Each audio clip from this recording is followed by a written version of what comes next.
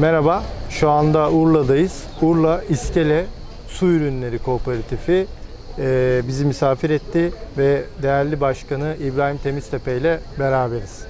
Öncelikle teşekkür ederiz bizi ağırladığınız için. Hoş geldiniz. Çok teşekkürler, sağ olun. İlk hemen sormak istiyorum, İbrahim Temiztepe kimdir? İbrahim Temiztepe çocukluğumdan beri balıkçılıkla iştigal eden birisi. 1963 doğumluyum. Yaklaşık 40 yıldır aynı bu mesleği icra ediyoruz. Babadan gelme bir meslek, dededen gelme bir meslek. Süper. Harika. Yaklaşık 30 yıldır da İskele Su Ürünleri Kooperatifi Başkanlığı Baba, yapıyorum. dede yanında büyüme, Evet. suların hepsini biliyoruz. Evet. Peki Sayın Başkan, şunu sormak istiyorum. Eskiden bu yana, yani dededen baba ve artık siz yapıyorsunuz. Sizden sonraki mesela kuşak ilgisi var mı bu konuya? Onu sorup oradan da nasıldı yani eskiyle şimdi çeşitlilik, canlılık, ekonomik anlamda nedir durum? Evet, işte her işte olduğu gibi bizim de denize de mesela artık gelecek nesil bu işi yapmak istemiyor. Bunun nedeni de artık balıkçılığın şartları ağırlaştı. İşte ağların fiyatları, ne bileyim akaryakıt fiyatları, tekne fiyatları, denizde çalışma şartları, kaçak avcılığın daha da çoğalması, önlem alınmadığı için. Yani artık insanlar bu işi yapmak istemiyor. Daha doğrusu biz büyükleri olarak yapmasını da istemiyoruz. Aslında çok isterim. Hani benim oğlum olsa ben denizci olmasını çok isterim. Dediğim gibi dededen, babadan gelen bir nesiliz. Fakat bu şartlar altında ben balıkçılık yapmasını istemem. Oğlum olsa yaptırmazdım. Çünkü artık şartlar çok zorlaştı. Peki eskiden bugüne nasıl bir değişiklik var? Eskiden çok rahattı. Ben 7 yaşından beri denizdeyim. Ben ilkokul 1'e giderken denize gidiyordum. O zamanlar bu kadar tekne yoktu. Avcılık iyiydi. Kaçak avcılık çok azdı. Çok nadirdi yani. Cezalar caydırıcıydı. Balık vardı. Balık stokları çoktu. Bu stoklar bitti artık. Yani cihazlar çoğaldı.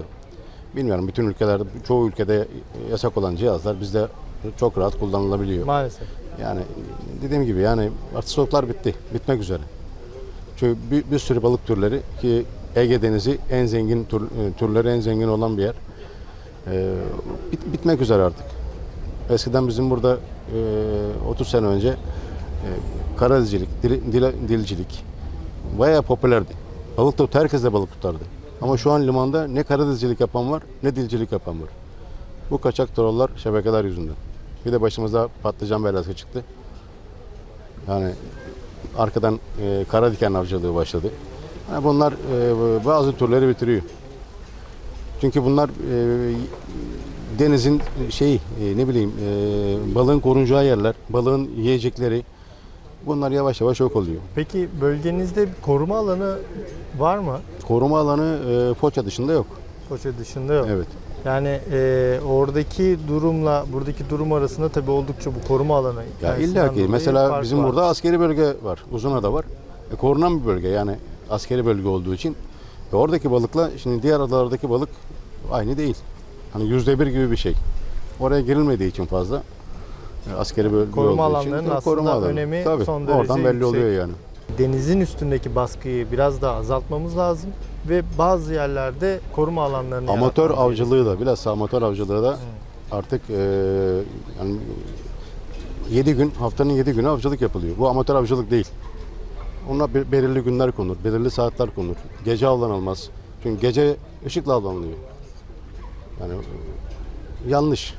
Bu amatör avcılıktan çıkıyor artık. Profesyoneline göre ki bu balık yemek için değil, satmak için vuruluyor veya avlanıyor. Sizin için Marmara'nın önemi nedir? Marmara'nın önemi tabii bizim için önemli. Bizim için önemli çünkü geçit balıkları var. Belirli aylarda torik olsun, palamut olsun, çupra olsun, buna benzer balıklar geçit balığı, trança.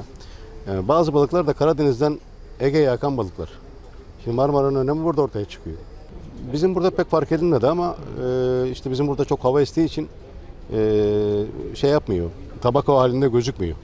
Suyu bulanık olduğu için suyu bulandırıyor ama tabak halinde Marmara'daki gibi bir şey görmedik. Balıkçılık güzel bir şey, güzel bir meslek.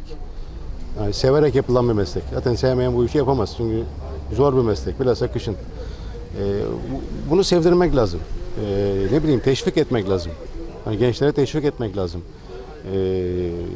Bunu da tabii ilk önce devletin sahiplenmesi lazım. Denizlere devletin sahiplenmesi lazım. Devlet bazı yöntemleri geliştirmesi lazım. Kaçak avcılığı önlemesi lazım. Halkı bilinçlendirmesi lazım. Bilhassa bu amatör avcılığa bir engel olması lazım. Yani geceleri ışıkla avcılık yapılmaması lazım. Yani aslında toplantılar yapılıyor. Bakanlık düzeyinde bazı toplantılar yapılıyor. Bazı kararlar alınıyor ama maalesef hayata geçirilmiyor. Yani bütün balıkçı bunu biliyor. Bunu devlet erkanlarına anlatıyoruz. Fakat hayata geçmiyor. Nedense hayata geçmiyor. Artık uygulama zamanı Yani geldi diyoruz. geç kalındı. Çok geç kalındı. Hani bu 30 sene önce yapılması lazım olan şeyler hala yapılmıyor.